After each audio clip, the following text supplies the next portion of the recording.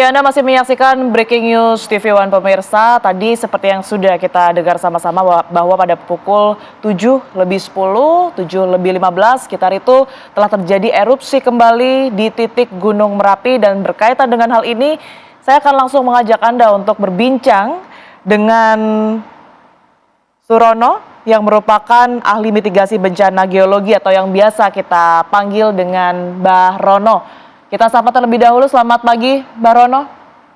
Selamat pagi Mbak Tiara, selamat pagi Mbak Karen Bajil, selamat pagi para Baik, pemirsa terima kasih. yang saya hormati. Ya, terima kasih atas waktunya telah bergabung bersama kami, Mbah Rono. Tadi informasi terakhir memang terjadi kembali erupsi Gunung Merapi. Begitu kalau dari pengamatannya Mbah Rono, ini guguran atau karakteristik gugurannya seperti apa, Mbah Rono? Ya, inilah yang namanya Merapi, gitu ya. Aktivitas Merapi itu seperti ini. Jadi membentuk kubah lava, kan ukurannya sudah ratus ribu atau juta meter kubik gitu ya. Kemudian kalau sudah gugur sekali, biasanya dia nggak stabil, ya kan? Kubah dari kesatuan kubah itu tidak stabil, maka yang lain juga ikut gugur gitu loh, ya kan? Sudah tidak seimbang lagi, dan kemudian membentuk awan panas guguran karena dari kubah yang gugur, kubah lava yang gugur, ya kan? Akan terjadi awan panas guguran. Jadi apa itu kubah lava itu ya? Jadi magma yang keluar dari perut gunung api keluar bukan suatu eksplosif ya, bukan suatu ledakan, tetapi suatu lelehan seperti itu, menumpuk lama-lama banyak gitu kan. Kemudian pada kondisi yang sudah sangat banyak sekali, biasanya tidak stabil, sama dengan Gunung Semeru. Gunung api dimanapun saja di dunia, kalau misalnya dia membentuk kubah lava, kemudian kubah lavanya gugur membentuk awan panas guguran, biasanya disebut tipe Merapi, karena ini sudah masuk ke tipe internasional gitu ya. Nah, yang menjadi masalah kita punya tipe Merapi, tetapi kita selalu salah mengatakan bahwa itu erupsi. Itu adalah suatu guguran, ya kan, guguran kubah yang menghasilkan awan panas guguran. Oleh karena itu sangat berbeda sekali awan panasnya. Awan panasnya biasanya mengarah pada suatu arah tertentu. Dia akan mencari hal yang paling rendah, yaitu sungai, ya kan? Kalau dulu masuk ke Sungai Gendol, itu relatif ke arah selatan. Sekarang ke barat daya itu Sungai Bebeng, Sungai Kerasak, itu kembali ke Kamus lama, ya kan?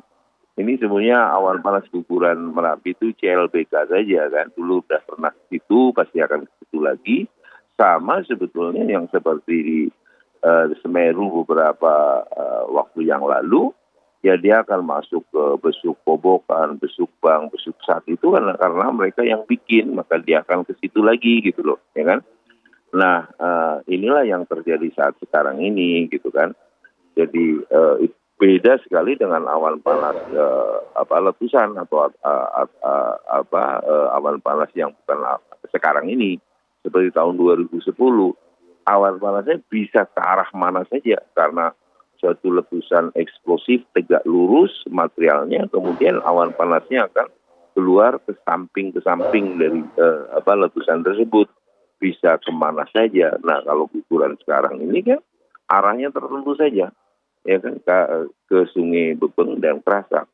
Itu adalah Kamus dia lama, kembali lagi ke sana. Kalau sudah pernah ke sana, pasti akan ke sana lagi. Itu aja, Mbak Tiara. Oke, adakah potensi energi besar, Mbah Rono, yang kemudian ini akan dihasilkan setelah erupsi kemarin ataupun juga hari ini? Ada kemungkinan ke sana ya? Saya kira justru menurut saya bagus saja gugur gitu kan.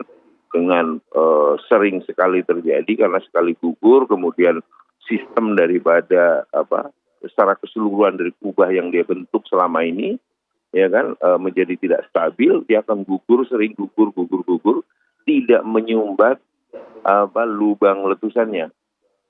Tidak seperti tahun 2010, dia akan menyumbat terus, gugurnya sedikit, ya kan, maka terjadi akumulasi tekanannya sehingga itu terjadi letusannya yang dahsyat itu tanggal 26 Oktober saat itu tahun 2010 gitu kan. Nah, ini sudah dicicil seperti ini, bagus-bagus saja, dan ini sudah dibangun sejak lama. Sejak tahun 2020 Merapi itu masuk pada satu siaga, di mana dia terus secara kontinu membangun kubahnya, dan beberapa kali memang terjadi guguran, memang tidak seintens saat sekarang, tapi pernah intens juga. Kadang-kadang masyarakat yang baru selalu yang lebih hebat gitu kan. Padahal pernah juga seperti yang kira-kira ya besarnya bersama, saya lupa tahun berapa di antara 2010 sampai 2020 sampai sekarang ini gitu kan. Dan bahwa arahnya tertentu ya kan ke Kerasak dan Bebeng, ya itulah ciri khas dari guguran gitu kan. Seperti itu, ngarahnya itu tertentu. Kalau awan panas letusan itu arahnya ke segala arah, ya kan.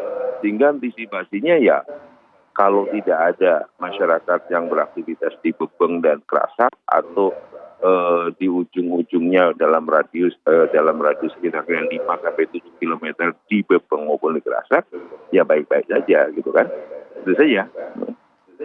Sesuai dengan arahan otoritas sempat begitu ya, 7 km tersebut, Mbak Rono?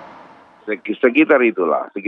Yang jadi masalah kan mungkin karena dia turun, awan panasnya menggerus dinding Merapi itu, maka akan terjadi pelepasan abu dan sebagainya, ya kan. Di samping memang awan panas juga membawa debu, kerikil sampai yang ukuran besar, maka akan terjadi hujan abu pada arah angin tertentu. Tertentu. Mungkin kalau ke arah barat ya ke arah barat gitu kan. Ya tinggal masyarakat gunakanlah masker. Ya. Informasi dari rekan kami di lapangan, Barono, tadi aktivitasnya memang masih normal untuk masyarakat di sana, belum juga ada instruksi-instruksi khusus. Nah, namun kalau Anda melihat ini ancamannya atau apa yang perlu diantisipasi masyarakat saat ini melihat kondisi dari Gunung Merapi, Barono? Selama itu masih aktivitas guguran kubah lava, dan saya kira akan ke arah sana saja. Gitu. Arahnya masih kasusnya masih guguran kubah, ya awan panasnya akan ke sana-sana saja gitu loh, ya kan? Arahnya akan ke Bebeng, ke Kerasak gitu ya. Dia akan pindah seenaknya saja, kan. Merapi juga cerdas gitu kan. Dia tidak akan seenaknya gitu kan, melepaskan itu kan, melepaskan gugurannya dan melepaskan awan panasnya. Bahwa masyarakat yang di luar Kali Bebeng dan Kerasak itu ya untuk sementara dengan proses seperti ini ya baik-baik saja gitu kan. Apalagi kalau misalnya kubahnya sudah semakin berkurang. Nah, sekarang harus dipantau BPTK kan, apakah ada laju penambahan pembentukan kubah lava dengan cepat atau tidak, ya kan? Ada nggak potensi menyumbat lubang letusan, ya kan? Kalau memang dia itu tidak ada laju pembentukan kubah lava yang signifikan, kemudian yang keluar mendesak kubah yang lama kemudian terjadi guguran, saya kira aman-aman saja. Ya artinya aman dalam arti dia itu masih ke arah Bebeng dan Kerasak, tidak mengancam daerah yang lain gitu loh, Mbak Tiara. Baik, kita harapkan situasi juga segera membaik karena memang aktivitas ini merupakan aktivitas yang menunjukkan karakter Merapi dan sebenarnya sudah dipahami oleh masyarakat sekitar, seharusnya seperti itu yang bisa saya tangkap dari penjelasan Mbak Ron ataupun juga Pak Surono yang merupakan ahli mitigasi bencana geologi. Terima kasih atas waktunya Mbak Rono, dan pemirsa, kami akan terus mengupdate informasi berkaitan dengan erupsi yang terjadi di Gunung Merapi yang terjadi kemarin dan terakhir pagi tadi pada pukul 7:10 waktu Indonesia Barat, mengenai seperti apa kondisi terbaru di sana dan juga aktivitas masyarakat. Namun kami akhiri terlebih dahulu dan Anda bisa menyaksikan update berikutnya di Breaking News TV One yang akan kami hadirkan setelah ini. Dan saya Tiara Raha pamit undur diri, terima kasih.